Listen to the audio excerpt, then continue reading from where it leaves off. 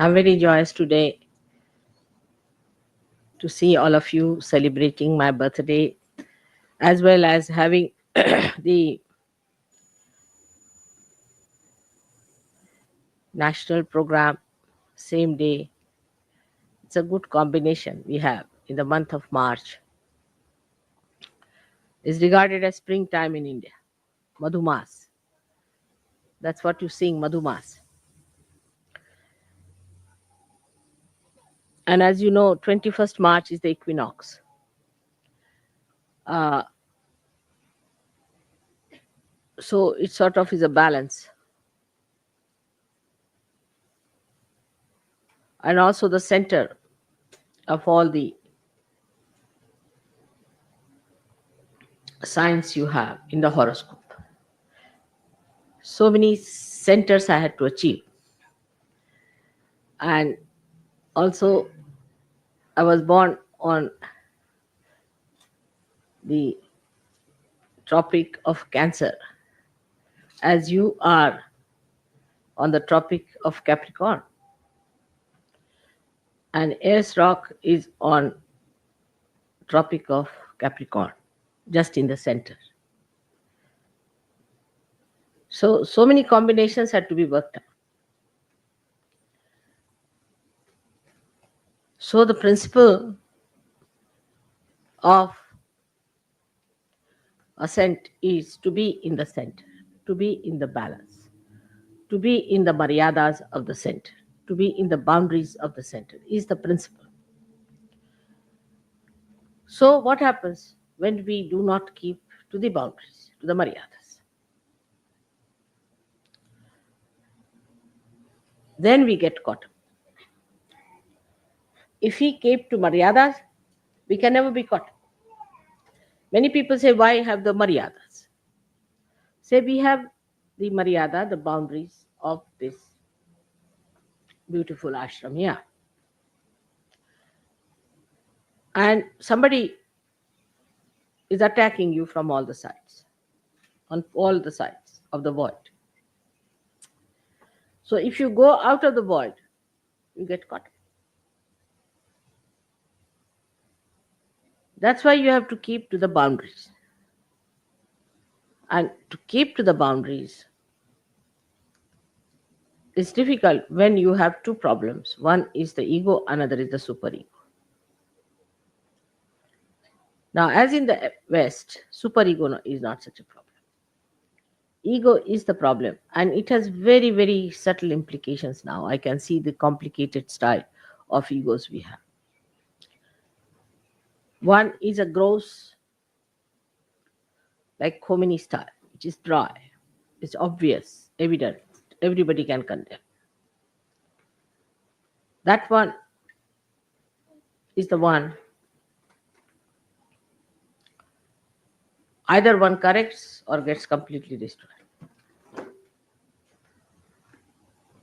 But ego, if it is of a stupid person,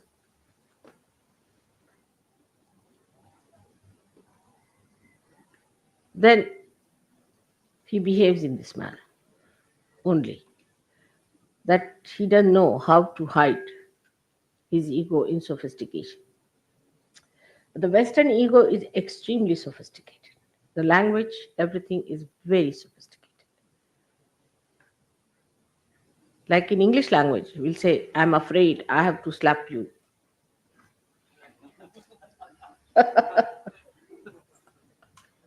I'm sorry, I have to kill you. It's such a devious thing. You see. Once you said, I'm sorry, that means you have put a chocolate on top of that, isn't it? It's such a camouflage. Must understand. See, we must face as we are. We cannot be facing something else. But this is exactly what happens with sophistication, that we avoid facing ourselves. Today, though the day is of celebration, so in all humor, we should understand what this stupid thing called ego is. In all humor, not in seriousness. But I don't want you to again feel guilty.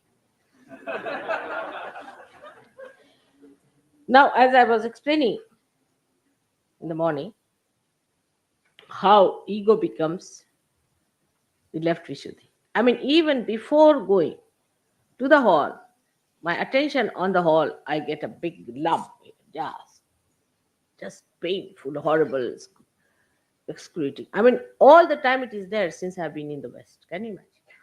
It has never vanished.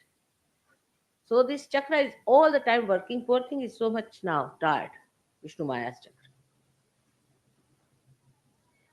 So what happens really? We should see the physical side of it. It's very important to understand. You see, from childhood, if we are taught in a society like this, where you are an extrovert, you have to achieve something, some success or this and that, then the idea of strength is given to you. That it is weakness to tolerate something. Imagine in Christian nations, that's the best part of it. I'm sorry, I will kill you, sort of thing. In Christian nation, you see, they have this thing, theory, that it is weakness, that if you tolerate anything, it is a weakness if you get dominated by someone. You can never be successful if you do like that. So, unless and until you are possessed, you can never be obedient. This is what it is. Somebody has to possess you, absolutely possess you, like Hitler. Then you can be obedient. Otherwise, everybody has a big ego. As I had told you the story of the garbage cleaner.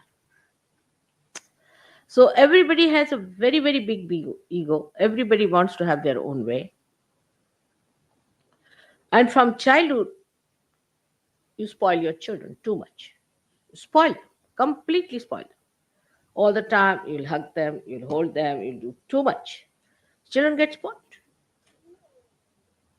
Think knowing of themselves. And then on top of that, if you tell them that you should not tolerate anything, they become disobedient.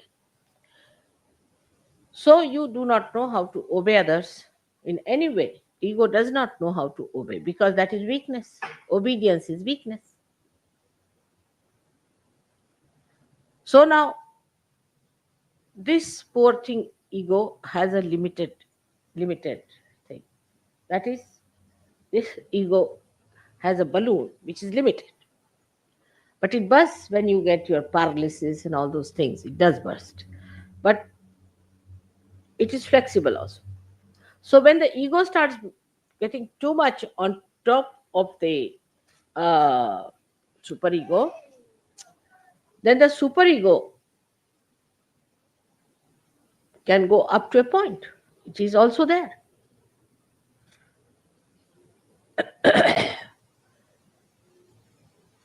So to get rid of the ego, people take drinks, drugs, just to push it back. So increase the ego, increase the superego. So the ego comes down. So you are playing between, then you have a hangover. Then it goes on like this, you see, works on. This is the modern solution they find for ego. All right. Otherwise, ego is too much. So when somebody says something to you, instead of facing up to it, supposing you find you have not been able to say, find a glass for me, a simple thing, like take it. You sulk. Why? Why should you sulk for that? Because there's another place where the superego ego can go is when you come down. You see, here it crosses at Vishuddhi. So when it is suppressed from the other side, it goes into that Vishuddhi. So then you get the left Vishuddhi. It is nothing but pure ego, believe me, it's pure ego.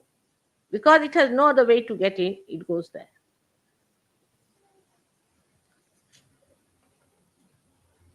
And that's how you sulk and think.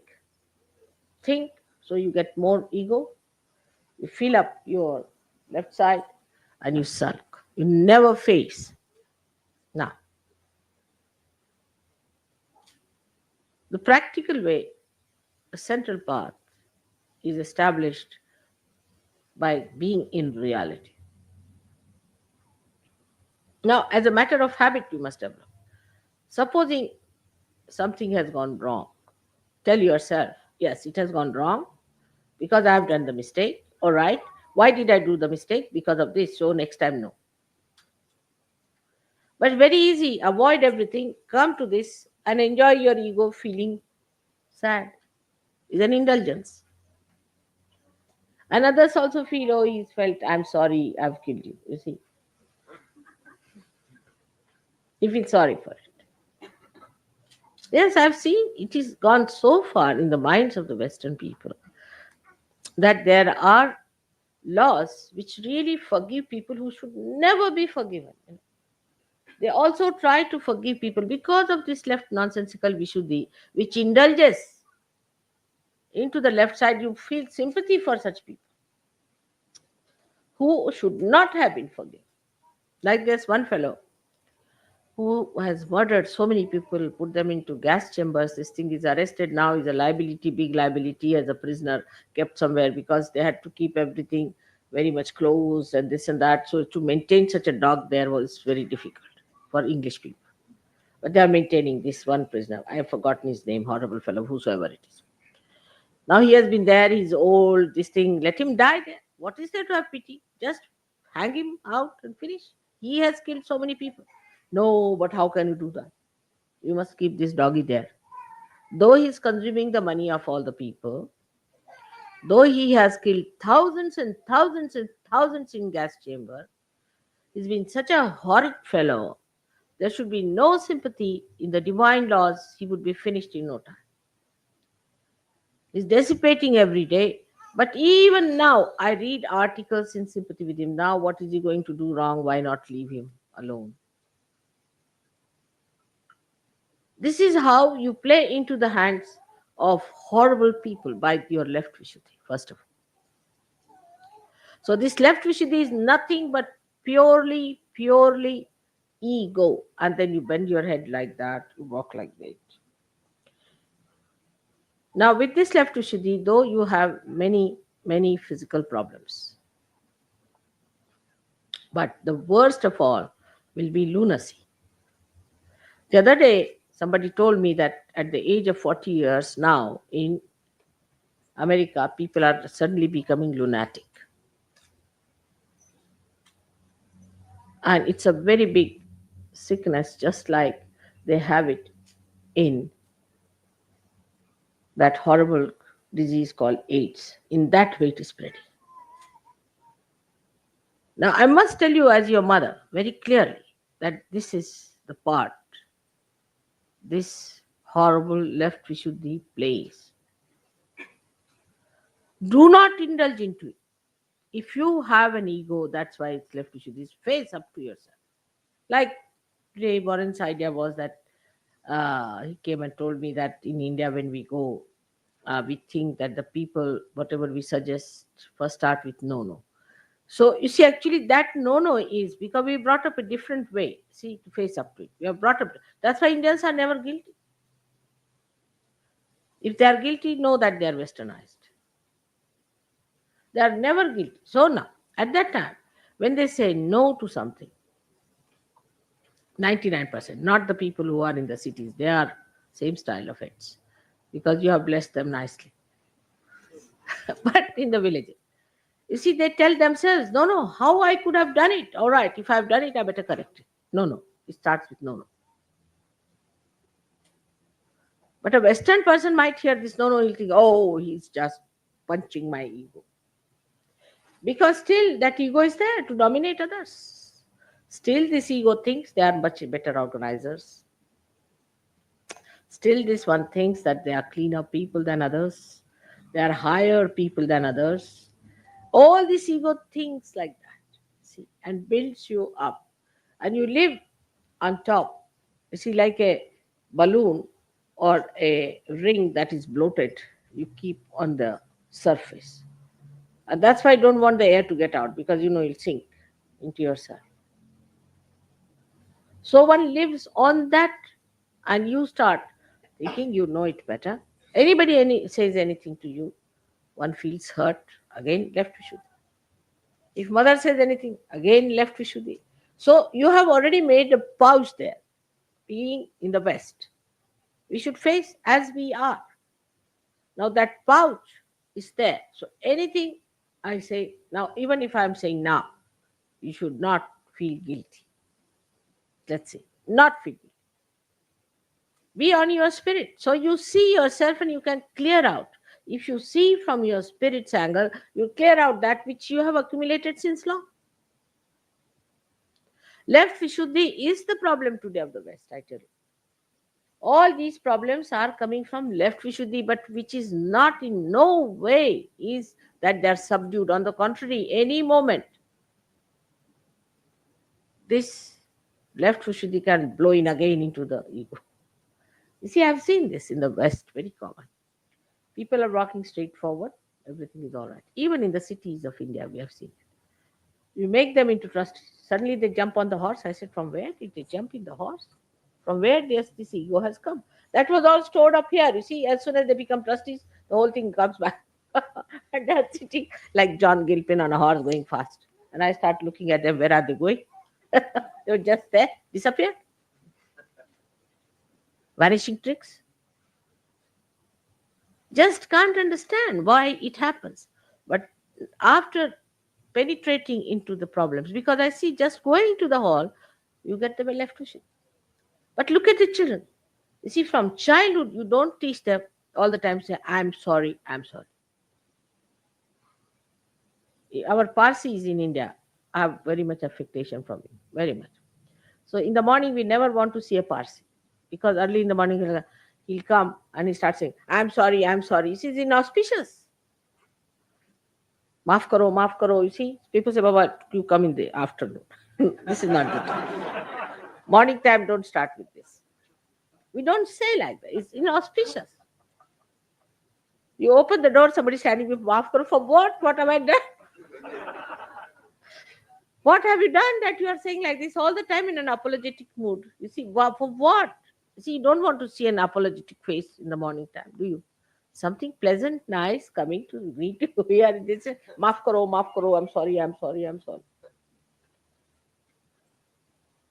It's a very common thing that we don't want to see a Parsi in the morning. The reason is this. You see, if you see them in the morning, the whole day you are in a bad state. We have seen somebody very apologetic. But it is not apology. They are extremely egoistical people. If you study their character, they are very egoistical. So this one has to understand that when we start dealing with our ego, we must directly deal with it. We are not ego, we are the spirit. Directly. Oh, I see. So it was wrong, so it was done by not me, by this body. Now, come along. No, better be all right. You tell yourself. No, better be all right. That's how we are going to deal with it. Because, you see, this is what is frightening me, is this left Vishuddhi. Because when I thought of this disease, my attention went to left Vishuddhi. Imagine people become lunatic. And most of the egoistical people, I find, become stupid because of that. They're stupid, they behave stupidly. And the egoistical people only take to drugs and to drink so much because they can stand it. Supposing a person who is very super ego, supposing a man who is possessed takes to drinks, he'll die very soon. He won't live because he's thrown more. But the egoistical people can stand. I mean, a person who is not egoistical, like an Indian, if he takes a vodka, he'll be blown off the shores. Absolutely nowhere to be found, lost. Even in lost and found, he won't be there.